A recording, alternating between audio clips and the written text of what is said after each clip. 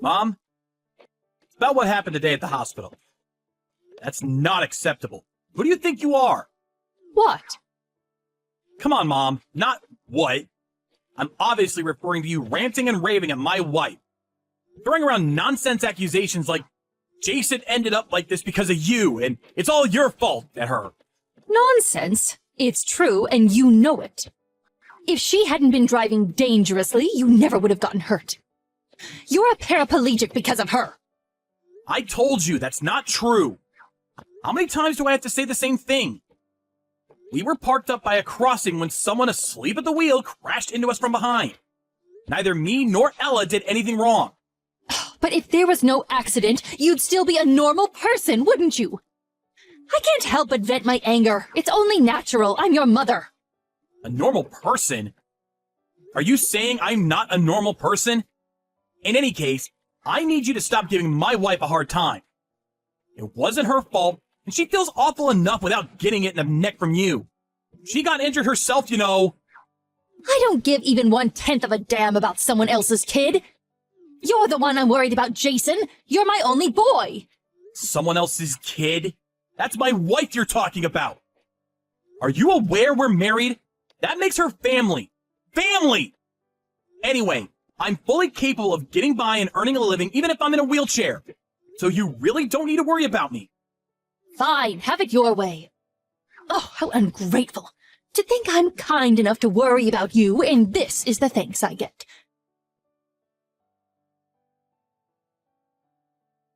Jason, listen to me. I had a long, hard think last night. And I decided it would be better if me and you never had anything to do with each other ever again. I think we should cut all ties, son. What? It's time to address the elephant in the room, son. You're a cripple.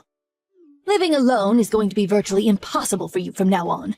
There's no hope of you being able to look after me when I'm old and infirm if you can't even look after yourself. Old and infirm? What? Basically, you're cutting all ties with me because I can't look after you when you're old. That's not the only reason. On top of that, I simply don't have enough time or energy to look after you. Which means it would be quite inconvenient to have you around. I'm already getting old, you know. My knees creak, my hips ache. I'm no spring chicken. My plan is to live out my years getting by on your father's inheritance. That would be a lot easier for me if I had one less family member to worry about. Think of it as an opportunity to express some gratitude for all the hard work I put into raising you. You'll accept, won't you? You can't be serious. Is this the kind of thing a mother says to her heavily disabled son? Can't believe it. Come on, Jason. Surely you can see it can't be helped. I put in years of blood, sweat, and tears into raising you and did a damn fine job, if I do say so myself. I had no issue with devoting my time and energy to you when I thought it would pay off after I reached an old age. But now? Oh, what use is a son who can't even walk around without assistance? And I'm asking you nicely. Won't you be a dear and free me from my servitude? I see. Basically, what you're saying here, Mom, is that the only reason you had me in the first place was so I could change your diapers when you get old. And now that I can't walk due to the car crash, I no longer have any value. So you're throwing me away like a piece of garbage. On top of that, you also plan on keeping all my dad's inheritance for yourself. Even though he specifically stated a sizable chunk should go to me. It's hardly my fault. Want to know what the single most important thing in the world is, son? Having a solid plan. If I cut you out of my life, I can live out the rest of my days entirely on your father's money. As for your side of the bargain, you also get out of having to care for me when I'm old and frail. No matter how you look at it, it's a win-win situation. Do whatever you like. I won't try and stop you cutting me out of your life. But don't you dare try and contact me or my wife ever again. This is final. That's my line. Don't bother showing up at the house and try to get your greedy hands on the inheritance, because you won't be setting foot inside ever again. Starting tomorrow, we're strangers. Is that clear? Okay, fantastic. Bye-bye.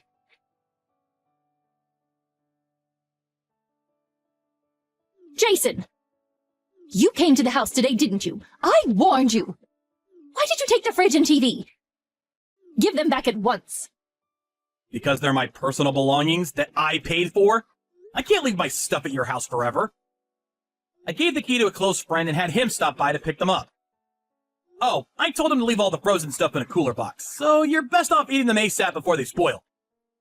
I cannot believe you. I had no idea my son was so petty and small-minded. Oh, did I say son? Oh, my mistake. You're a stranger now, of course. Oh, it's fine, forget it. That fridge and TV were probably just second-hand junk anyway. I'll buy some shiny new ones with your dad's inheritance. So I don't need your junkyard scrap anyway. Sure. The fridge is a brand new Hitachi with touchscreen feature configuration and Wi-Fi connectivity. And the TV is an ultra-thin, flat-screen, 70-inch home cinema tier marvel of modern technology. It's true, though. Maybe you'll be able to afford them if you use Dad's inheritance. It's your house, so do what the hell you like. I don't need to be told by you. Believe me, that's what I fully intend on doing. Never message me again. The next time you enter this house without my permission, the police will be called. I hate to break this to you, but you're the one who contacted me. Jason! What? I was sure you told me we're cutting all ties. Did I dream it? Don't be sarcastic with me, boy. I have one last thing to tell you. Believe me, you want to hear this. What? I threw away all the stuff in your room. You did what now?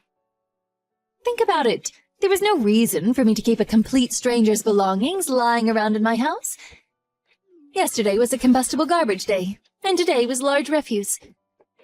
Which means that in just 2 trips from the garbage collectors, all your stuff is gone forever. How lucky am I? Does that also include the cards in the cardboard boxes? Probably. I threw everything away after all. Oh no, there weren't items of immense sentimental importance in those boxes, were there? Oh, what a shame. I'm choking for you here. I'm so sorry. Tragically for you, though, I threw them out yesterday. So there's no way of reclaiming them now. I threw away your luggage, too. With this, the cutting of ties is complete. Now we really are complete strangers. Now, for one last time, never message me again. You really went and did it this time, huh? What? Did you really throw away Dad's inheritance? Inheritance? What are you talking about? His collection.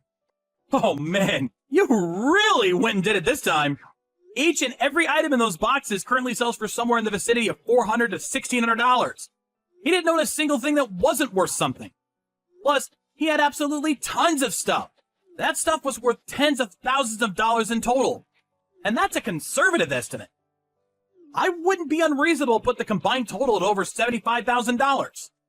What? What are you talking about? You're lying. Those boxes are full of nothing but silly kids' games. Junk. There's a premium on junk like that in certain circles. They were only set to go up in value, too, since they're no longer in production. Go ahead. Try searching for expensive card game on the internet. You'll be surprised. Chances are the majority of results you'll get were the things in the boxes you just threw away.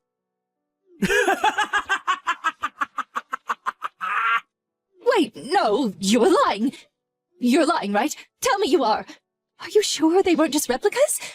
If they were really so valuable, why didn't you have your friend take them when he was here for the fridge and TV?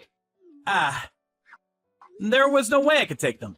Dad said they were part of your inheritance. He said he wanted them to go to you. What? You know how Dad had a bit of a hoarding habit? Well, before he died, he divided up all the stuff that could be sold at a decent price between the family and wrote it in his will. To me, he left all of the heavier, more unwieldy antiques. To you, he left the lighter, easy-to-sell card games. What? This is the first I've heard of it. Of course it is. Dad asked me to tell you in the event, and only in the event, that you were facing genuine financial hardship and struggling to get by. It's written in his last will and testament addressed to me. I can show you if you don't believe me. Now, I did plan on doing as he asked and was prepared to go through the necessary procedures if that time ever came. Oh my God. Good grief, Mom. I wouldn't have guessed in a million years you'd toss everything out. Me or the cards. It's not a total loss, though. I plan on taking good care of all the antiques Dad gave me, at the least. Jason! You get yourself down to the landfill and start digging through the trash at once. What? No way! I'm in a wheelchair. That's impossible. But you said that stuff was worth $75,000. You might still make it if you go now. Hurry up! Move! I don't think so. You said you tossed them out yesterday, so they've probably all been crushed by now. Don't get clever with me, boy. I know. I'll make you an offer you can't refuse. If you come back with the $75,000 worth of cards, I'll allow you back into this family. And not just that, but I'll even look after you. Sorry to disappoint you, but like I already told you, I don't need looking after. What are you talking about? You're a wheelchair-bound cripple, for heaven's sake. How can someone like you live on their own? I'm not alone. I have my wife. Anyway, do you even know what my job is? I create plastic models. I receive commissions and then create prototypes for dolls, figures, and models, which is why I don't need to walk to earn a living. What? Does that mean getting crippled in the accident has no effect on your salary? How many times have I told you at this point? 5? 10? Damned if I know. What kind of mother doesn't know what their own son's job is? Do you have that little interest in me? Really? You do that? That's great news, son. Oh, wow. Am I your son again now? That sure is convenient, huh? There's just one problem. I don't consent to this rekindling of ties you seem to be assuming is taking place. We're strangers now, and we always will be. Jason! How can you be so cold towards your mother? Have you no heart? Despite me being so lonely, what with your father gone and all, how horrible. Jason, my boy, won't you be a darling and come back to the house today? Let's have some supper together. I'm not eating with you. Don't be ridiculous. There seems to be a small contradiction between cutting all ties with me and then inviting me over for supper to play happy families. Jason, please. This wasn't an easy decision for me to make, you know. I only did what I did because I was filled with anxiety about the future. I'm sure you were. I had a feeling to that effect, which is why I intentionally left only the card games behind. You're the one who threw them all out solely because you made the mistaken assumption they were guilty of the crime of belonging to me. To be honest, I'm more sick of you than I am sympathetic.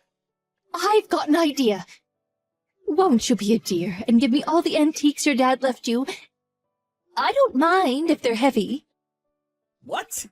Why would I do that? Why would I give you the things Dad explicitly said he wanted to go to me? I won't even be selling them anyway. Those antiques were part of Dad's cherished collection, and they were really important to him. All the more reason to hand them over. They'd be far more valuable if I sold them. I could use them to get by on. What use are they as decorations for your apartment? They'd be nothing but clutter. It's what your father would want, Jason. You know it's true. I could explain in explicit detail why you're wrong, but you probably wouldn't even understand. Anyway, I have absolutely no intention of giving you any of his stuff, nor do I ever want to live with you again. I'm gonna stop replying to your messages soon. How can you be so insensitive? Oh, I've had it with you. Fine, I don't need you. I still have some savings in my bank account. That's great. Since you've been so heavily reliant on Dad's inheritance all this time, you must have saved up about $75,000 by now, right? What does my bank balance have to do with you, boy? If I did have that much, I'd be able to live off it for the rest of my life. Do you seriously think that'd be enough to see you through the rest of your days? What? 75,000? Of course it would. With your current lifestyle, you're eating through at least $15,000 a year. Doesn't take a genius to figure out you're only going to be able to keep that up for 5 more years. You could afford to have a higher standard of living when Dad was still around. But there's no way your current lifestyle is sustainable.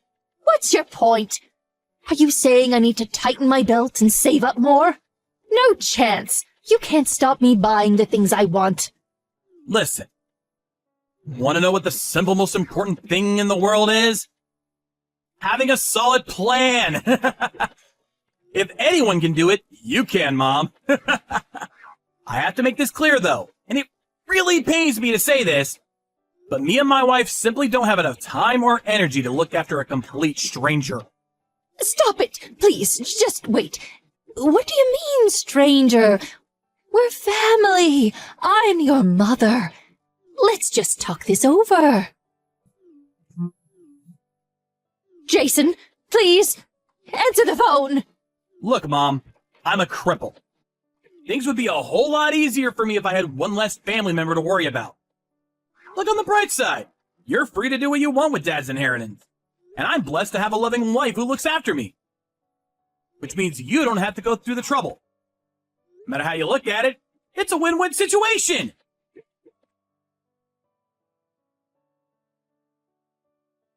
Apparently after that, much to my astonishment, my mom ran to the landfill on her own and entered illegally by climbing over the back fence in a frenzied panic.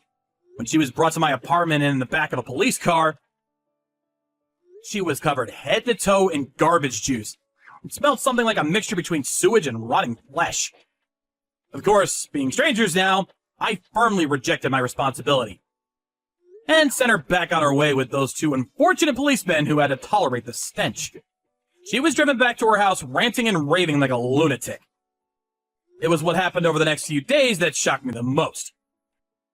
Me and my wife got back from a day out to find someone had been rummaging through our belongings and made a total mess of the place.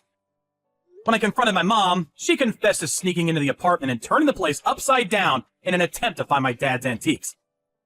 Thankfully, her search was in vain because my wife's parents very kindly agreed to let us keep everything at their place for a while. However, my patience had reached its limit. We enlisted the help of a lawyer through a recommendation from my stepdad. When we went over to warn her that we'd take legal action if she ever pulled anything like that again, my mother, tragically ignorant of the world, immediately became timid and backed down. And she hasn't bothered us since. I do have a feeling she'll probably try to get in touch with me again after a little while. So me and my wife are currently making preparations to move on the down low. I already bought a new cell phone, which means that by the next spring, we finally will be strangers once and for all.